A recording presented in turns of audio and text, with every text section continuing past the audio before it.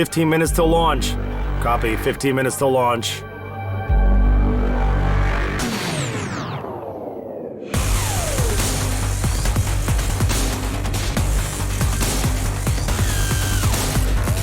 No journey to the space station would be possible without supply spacecrafts. They provide the orbiting complex with fuel, water, and air. They also deliver science equipment, medical supplies, and food for the crew. This is Gennady Ivanovich taking care of me so that I would stay full of energy. In the coming episode of our TV project, the ISS crew will show you how they meet a cargo spacecraft and prepare for a trip back home. You will sneak a peek at a space bathroom and find out how fast the spaceships move through the vastness of our universe. We are saying goodbye to Anton. Godspeed, guys.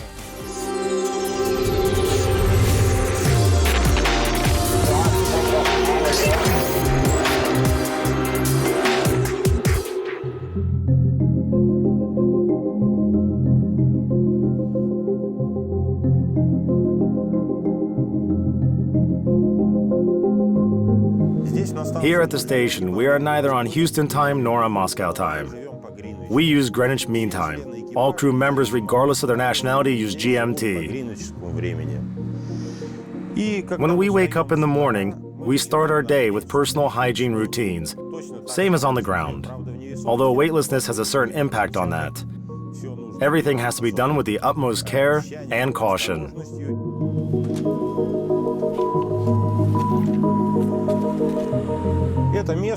This is the place where we take care of our personal hygiene in the morning, in the evening, and after working out.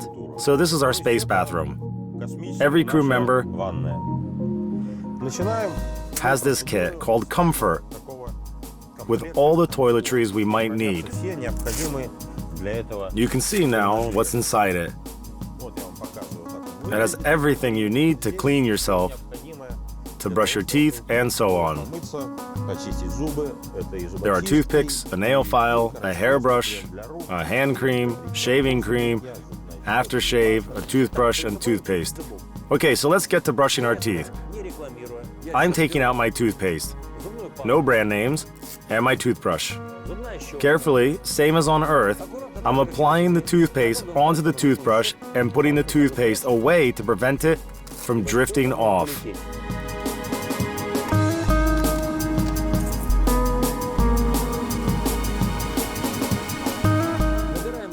I'm getting a bit of water into my mouth from the drinking water bag.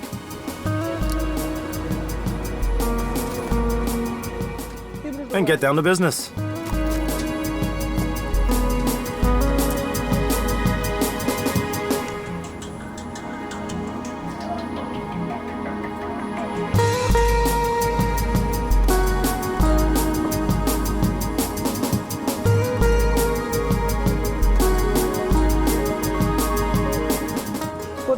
With light moves, I brush my teeth, same as back on the ground. Then I wipe out the toothpaste with a cloth and put it carefully into a plastic bag to be thrown out. I get some more water in my mouth for rinsing.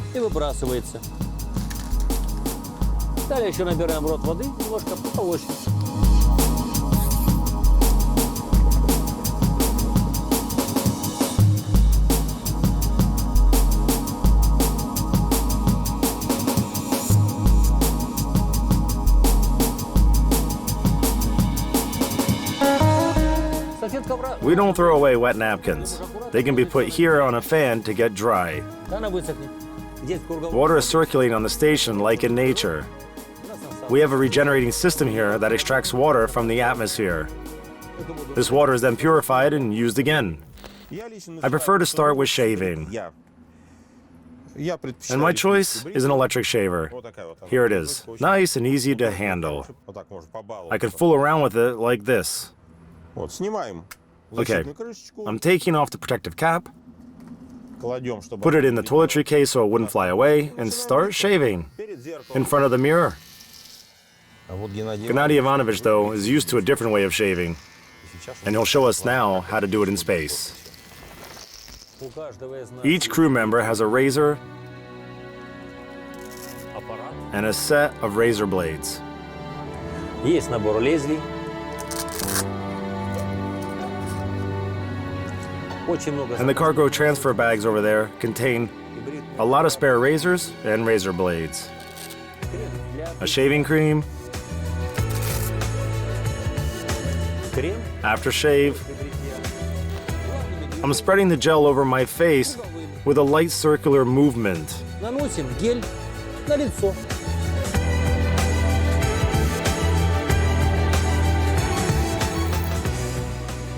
Next, I'm getting a napkin. Must be dry. I'm removing everything from my fingers. Right, Mikhail Borisovich? And then I'm carefully shaving off my stub.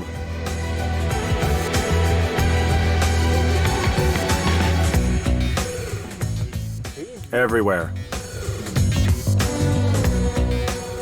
I'm wiping off both the gel and the stub with this tissue. Then I take a wet wipe and remove the remaining gel from my face. Геля с кожи лица.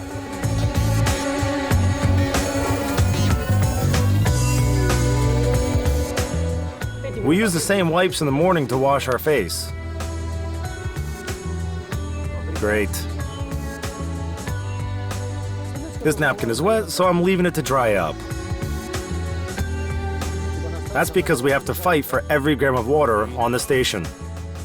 The more water we save, not save actually, preserve. As the water is recycled here, there's no point in saving it. But the more water we preserve for a regenerative system, the less water has to be delivered here from Earth. Земли. Вот бритье. I'm finished with my shaving now, Ну и and as a final touch, I'm applying aftershave. I really like this one. Он заживляющий. It's soothing and doesn't have a strong smell. Smells can irritate other crew members, so it's better to choose something neutral. Right, Mikhail Borisovich? It should be neutral. Exactly. So that's how we get about our personal care in the morning. Usually I also use a hand cream. The air on the station is quite dry because of the air conditioning system. We don't have enough moisture. So it's better to moisturize hands to prevent skin from becoming dry. At first I neglected doing that, but then I realized that it's a very important thing. I developed skin rashes and hangnails. But it all went away after I started using hand cream.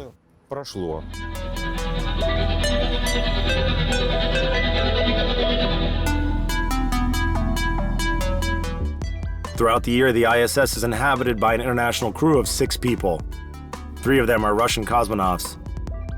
The rest are representatives of American, European, and Japanese space agencies, space tourists, or short-term visitors.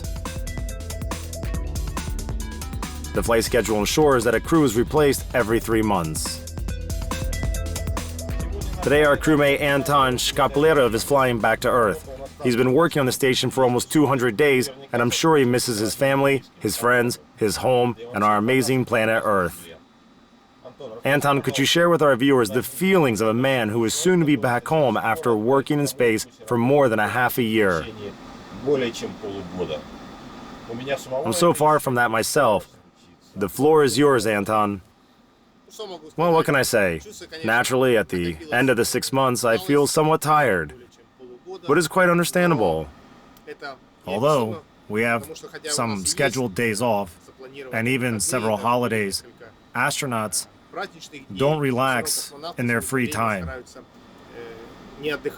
They tend to grab a photo or a video camera and take pictures of the Earth and other celestial bodies.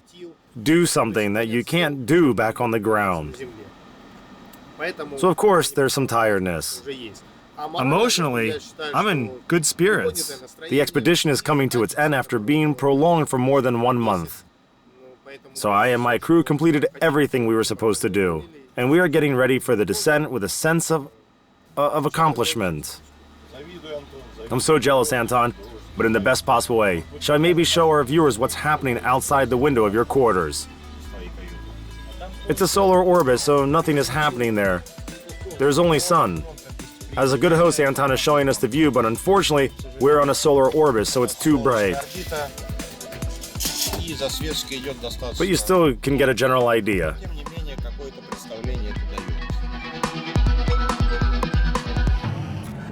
We are now in the mini research module MRM-1 that has a Soyuz spacecraft docked to it. Пристыкован корабль «Союз», на котором прилетел Антон, и на котором он... It's the ship that brought Anton here and will take him back home. I'll show you the Soyuz, talk a bit about it, and explain how the crew is preparing for descent. Спуску. Заходим We are entering the Soyuz spacecraft. корабля «Союз». Давайте This is its orbital module, also called BO. посмотрим блок ручного управления БО. Let's see what's inside. Блок The console here has a BO manual control unit,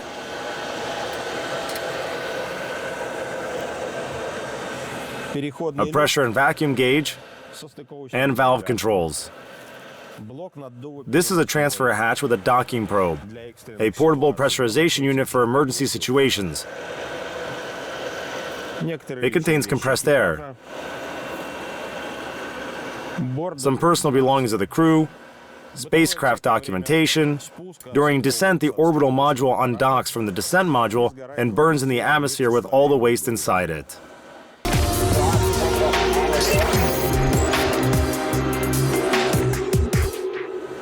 Сейчас мы We are now approaching the descent module. Here's Anton, the spacecraft commander, getting into his central seat. центральная. Надо сказать, Just so you know, the seats are tailor-made. они от They are molded to the body of an astronaut at a special Zvezda factory called Zvezda. при посадке During descent, нагрузка astronauts experience serious G-loads. приличная. They have to be distributed evenly. Равномерно. It's very important for prevention of any traumas and injuries upon landing. При посадке. В космосе человек A person grows up to 2 to 3 centimeters in space, so we do special fittings before boarding to eliminate possible problems. Человек помещался We полностью в кресло. measure the distance between В этом плане. headrest and Расстояние the head. головника It и до, shouldn't до be less than around a centimeter and a half. The width of a finger, as Anton is showing us. This is the allowance for a spacesuit that naturally has a volume of its own. Вот так мы храним наши This is the way we store our spacesuits. This is Samantha's spacesuit lying in her seat on Anton's left, слева and the spacesuit of Terry, our current station commander. Терри, нашего командира станции сейчас, в котором они... They will have the spacesuits on them during descent. A very important thing to do before the return trip is to pack payloads in the descent module. As you can see, the descent module is very small, so every centimeter is precious. We are trying to fill all available volumes with payloads. There are special pockets all over the inner surface of the descent module where we can put different items. Объему спускаем аппараты, куда мы можем положить возвращаемые грузы. Есть There's some free space here behind the main parachute, the backup parachute, and behind the commander's headrest. заголовником у командира. Здесь будут There's also a special payload container, quite a big one, under the commander's seat, but it can be reached only after the seat is lifted up. кресла. We are distributing payloads according to a special radio message which was prepared on the ground. Some items in that list are special. They are marked with orange color. Оранжевым цветом. Вот пример есть. Here I have an orange package of that kind. It's a bioecological calcium experiment. These packages are the last ones to be put inside, only several hours before the hatches are sealed. And of course, they will stay somewhere nearby so we wouldn't have to lift up the seat. They are also the first ones to be taken out immediately after landing. They contain experiments that either have to be put in a refrigerator as soon as possible or passed on to Earth scientists for further investigation. Либо просто начать их исследовать ученым на Земле. Также Among the things that we bring back to Earth are our personal belongings, like this pouch here weighing 1 kilogram. в весе 1 килограмм, это здесь It contains all my personal stuff. There are some photos and letters from friends and family. Конечно же, фотографии This is my youngest daughter. родных и близких, которые, ну вот это моя младшая дочь, которая в течение During these 6 months, they were warming my heart, reminding me of Earth and providing me with a sort of psychological support. были психологической поддержкой мне. Вот и все. That's it. Okay, guys, it's time. Let's go. Embraces, kisses. All right, bye. Bye. Good luck, my friend. Bye. Hang in there, Misha. It's just a year. Миша, крепись, крепись, год. Yes. I really enjoyed flying with you. I guess Anton go first? Okay, and then Samantha. All right, yes, yes, yes. Goodbye. Bye, sweetie. All the best. Good luck. Do your best. Bye. Bye, sunshine. Good luck. Did you make the photo? Yeah. All right, then. See you later. See you back on Earth. Bye. See you on the ground. Antocha, we still have contact via comms, guys. Good luck, good luck, good luck. Thank you.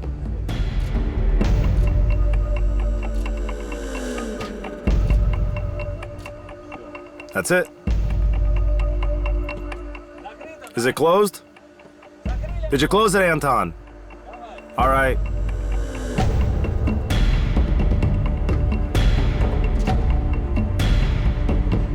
Tightening it up.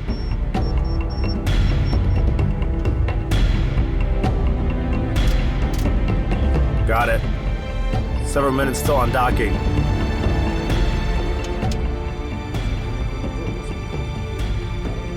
Checking systems D11. On. D15. On. D17. On. 3, 2, 1. Here we go. Undocking achieved.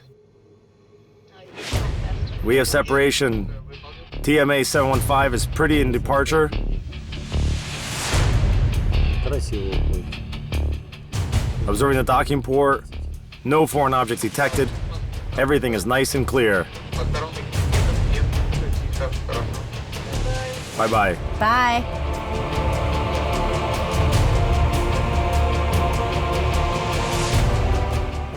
We are saying goodbye to Anton. Godspeed, guys. Anton, Samantha, and Terry are returning home. These are the last moments of their expedition. You can see the thrusters of the spacecraft firing, and the ship goes down underneath the station. 3 hours and 2 orbits later, the crew of Anton Scott Kelly is being met in the steppes of Kazakhstan.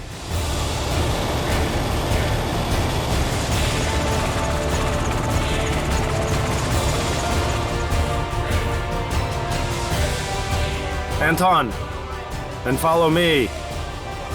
If only you would always carry me like that. No back pains, no vertigo, or maybe just a little bit. Here's my report. All crew members feel well. The landing went down without a hitch, no injuries. We're prepared for further reconditioning. A mobile lab of the Institute of Medical and Biological Problems is being set up right there in the steppe. Some tests have to be made straight after landing. Then the astronauts are transferred with helicopters to the Karaganda airport, where a special flight bound for Star City is waiting for them. The astronauts are about to embark on a long journey of post-flight rehabilitation and adjustment to regular life on Earth after a long time of working in weightlessness.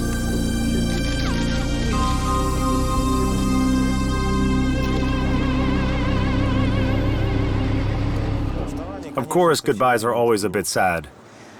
We had a good working relationship with the previous crew, but closing one chapter means opening a new one. For more than 1 month, it will be just the 3 of us flying aboard the station, but then a new team will arrive. We are looking forward to seeing them, to getting new experiences. They are our old friends because we spent a lot of time training together on the ground. And their coming also means new work. But before meeting the next crew, Mikhail Kornienko and Gennady Padalka had to meet the Progress resupply vehicle.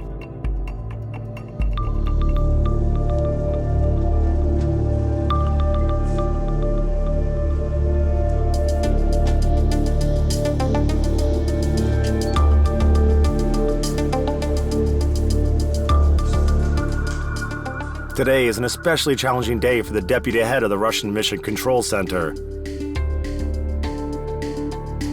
The eyes of high-level officials, journalists, and the general public are fixed on the launch of a rocket carrying space cargo.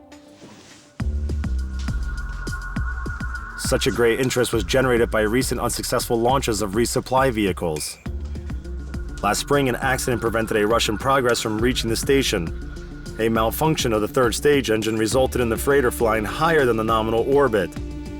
And in the summer, an American Dragon exploded soon after liftoff.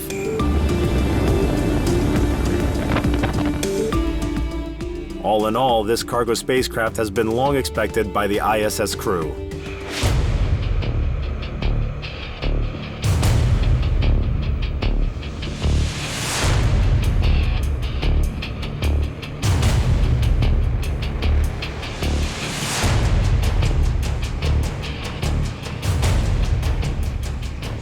"60 seconds till liftoff. All parameters of the carrier's rocket system are nominal.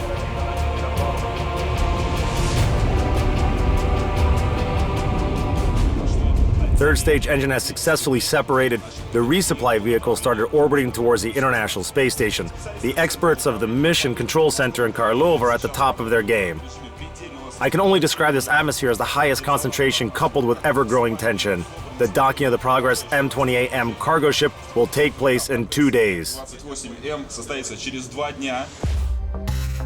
The docking was performed automatically, and astronauts filmed it with onboard video recorders. It might look as if the spacecraft is very slow in its movement towards the station, but in reality, both objects are flying with the first cosmic velocity, almost 28,000 kilometers per hour, or 8 kilometers per second. It's 200 times faster than a car on a highway. And it's the smallest speed that allows the ISS to move along its orbit. Slowing down even a little bit will make the space station fall down. Today is a nice, joyous day. Finally, after a long break, a resupply vehicle arrived. The first thing we do is we open the hatch of the SO-1, the docking compartment to which the cargo ship has docked. We are leveling out the pressure using the valves right here, and then open it like this. And then we fasten the hatchway cover. You can see a number of connectors along the perimeter that hold the docking probe, which I'll show you now. This is a docking probe that allows both a cargo vehicle and a manned spacecraft to dock to the station. I placed it here temporarily to show it to you. It has to be dismantled after the docking because it's blocking the hatchway. We always take it off and then put it back on when the time of undocking comes. This is how it looks.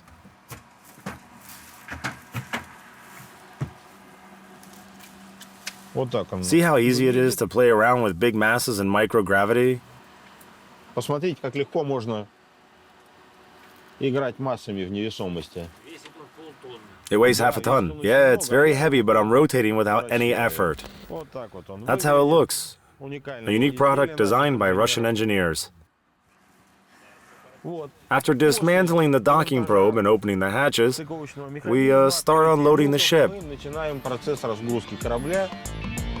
The resupply spacecraft delivered equipment, water, fuel, air, oxygen, food, and home packages. Gifts from family and friends. The total mass of the payload is almost 2.5 tons. Water and oxygen are delivered with the help of these valves. We hook up our utility systems here, water pipes included, then water is pumped into water dispensers, food warmers, the electron system that generates oxygen, and wherever else it's needed. The crew is unloading the spacecraft, putting everything in its place. The directions as to where those places are come from the Mission Control Center. Ground Control sends us a special diagram that shows all these items and where we should stow them.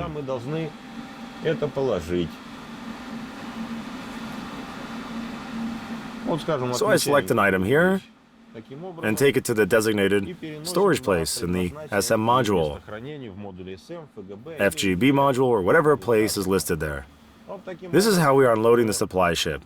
Carefully, meticulously, so later we would be able to find the items we need using the same database. There are lots and lots of things on the station, and this database can literally save the day. The mission of the cargo vehicle doesn't end with the delivery of supplies into orbit. It will become a working part of the station for the next several months. In some cases, even the engines of a cargo vehicle might be utilized. For example, when there's a need to change the altitude of the station's orbit to avoid collision with space junk. Nevertheless, progress has already served its main purpose. Today, Russian cargo spacecrafts remain the most reliable vehicles of the orbit range that have been providing the International Space Station with supplies for many years.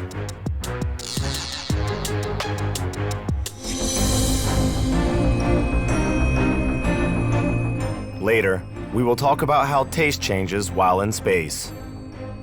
Crew members will show what they have for lunch and how they reheat their soup.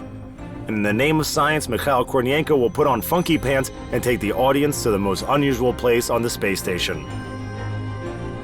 Of course, diving in there is an unforgettable experience. Follow me.